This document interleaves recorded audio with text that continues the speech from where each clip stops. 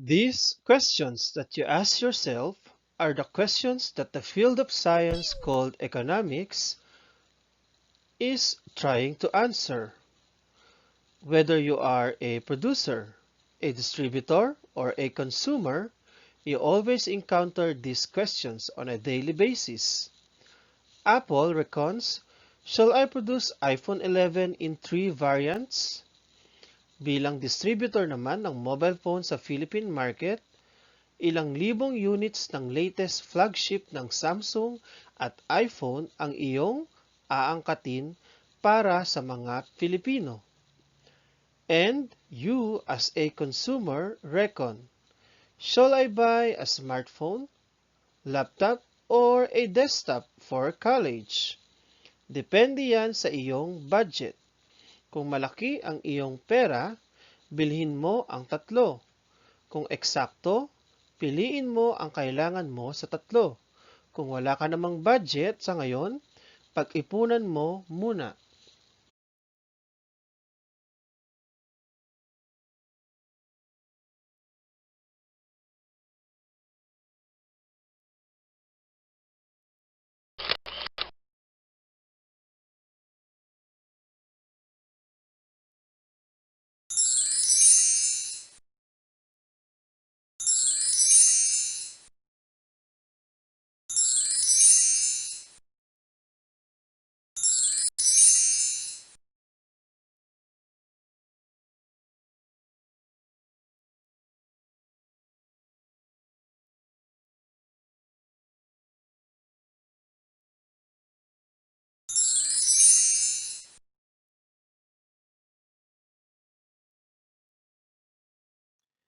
A psychologist named Abraham Maslow believed that each and every individual has needs and wants that has to be met. This hierarchy of needs, consisting of physiological, safety and security, love and belonging, esteem and self-actualization, is critical in economics. How will the producers allocate the resources in the best possible way to satisfy the unlimited wants and needs of humans if they do not know the human needs? Since Abraham Maslow's hierarchy of needs is hierarchical, an individual should meet his or her most basic needs first, found on the bottommost part, before being able to attain the higher needs. For example, the physiological needs have to be satisfied first before the higher needs. After all, food, water, and air are essential for the normal functioning of a human body. Physiological needs and safety are physical needs. This shows the connection between history and economics. If food is considered as the most basic needs, it is not a coincidence that the very first civilizations in the world emerged along the river valleys of Tigris, Euphrates, Nile, Wangho, and Indus rivers. River valleys provided water and fertile soil for the agricultural villages to thrive.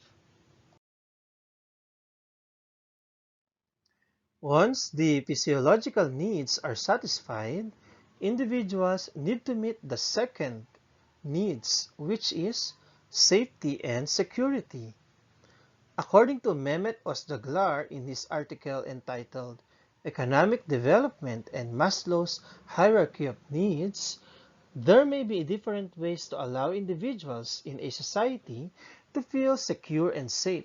And one way to do this is to strengthen the society's military, while another way would be to establish political stability. In these respects, democracy represents another route that could help to build safety and security in a given society, because it is a commonly held belief among experts that democracy improves justice. Considering this, individuals feel safer in politically democratic environments. This is the reason why a foreign investor would have to consider the political stability of a country before making an investment. Tax exemptions and other forms of incentives will not attract foreign companies to outsource their business in the Philippines if there are lawlessness, violence, corruption, and other forms of instability. After satisfying the physiological and safety needs, individuals focus on needs that involve relationships with other people. Let's examine this third hierarchy needs in the context of employee motivation. Business owners who provide good wages enable their employees to satisfy their basic needs. Providing health insurance, which is a safety and security need, will make the employees stay long in the company. Employees who have been working in a company for at least 5 years would have made friends. They would do a lunch out. They would bake cupcakes during a colleague's birthday and would attend a leisure trip sponsored by the company. You will be posting the photos from these trips on your social media accounts and will be tagging your office mates. All these activities will satisfy the need for love and belongingness. According to Introduction to Business by Rice University, a manager who compliments his or her employees in their efforts at the workplace are actually satisfying the esteem needs of these individuals.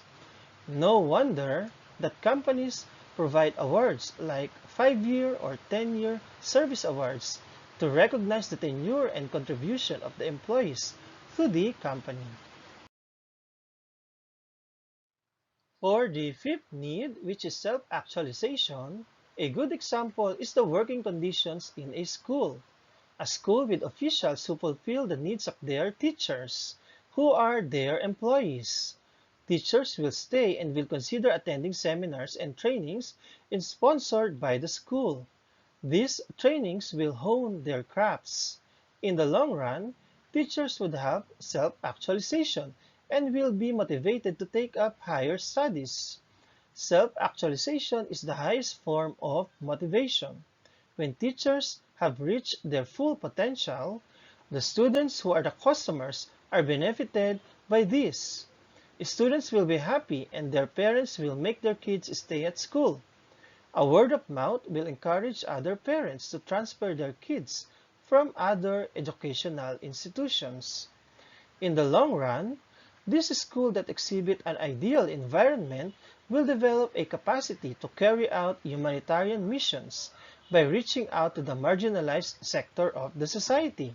They can now offer scholarships to the needy, hold other charitable activities.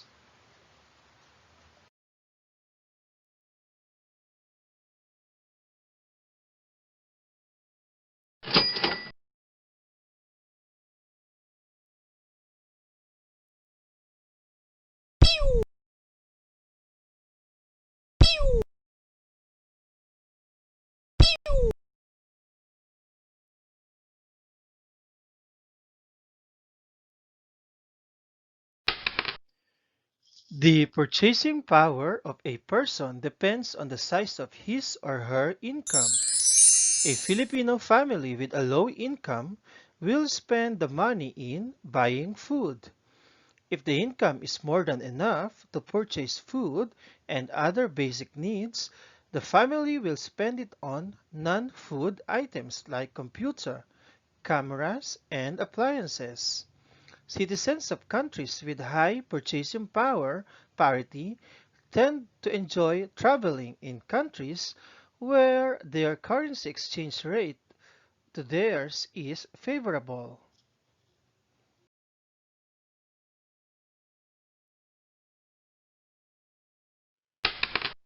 With regards to jobs, a professor will save a portion of his income to pursue higher studies, while a PC gamer will invest on the latest high-end PC and devices for streaming.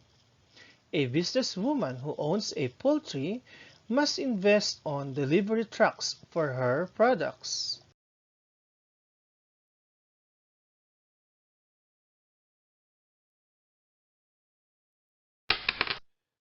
Elements of geography, like the climate, affects the purchasing behavior of the Filipinos. Raincoats and umbrellas are sold during wet season. During summer, the electric consumption soars high due to the heavy use of electric fans and air-conditioned units. Geography determines the natural resources of a certain region. With respect to these, rice is grown in Asia, making it a staple food. Purchasing rice is part of the daily budget of a Filipino family. Fish is cheap in the Philippines because it is an archipelagic country. But fish products are expensive in countries like Saudi Arabia.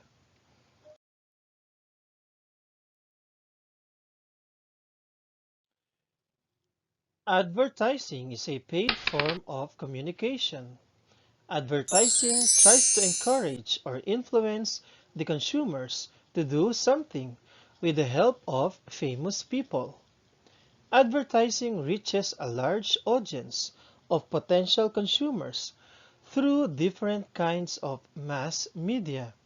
Some of these are commercials on TV and social media platforms such as YouTube and Facebook, printed ads on billboards, newspaper and magazines, and endorsement on vlogs and blogs.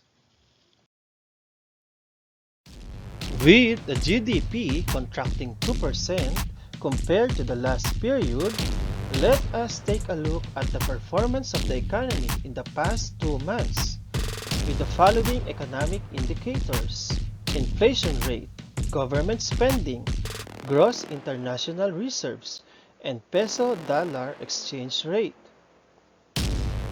With the economy taking a nosedive in April, let's be hopeful that our third quarter is going to be green.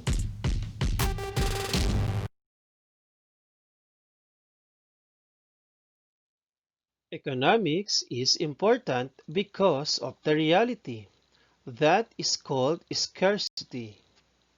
Humans have needs and wants as stated in the Abraham Maslow's hierarchy of needs. These needs and wants are unlimited.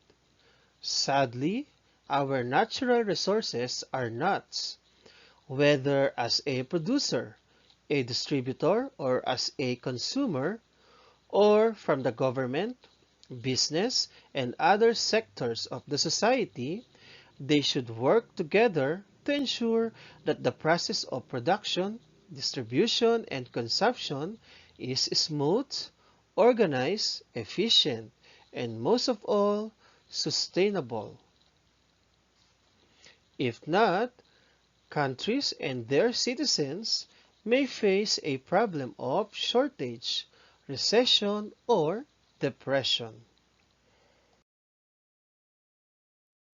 From production, distribution, and consumption, each and every one of us has a role to play to preserve and protect the resources that the Mother Nature has gifted us. These resources are finite.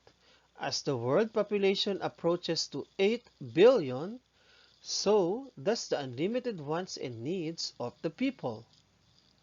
The economic growth of a country is useless if the environment is in a sorry state. If we are to meet our present needs and wants, the future generation should be able to meet theirs as well.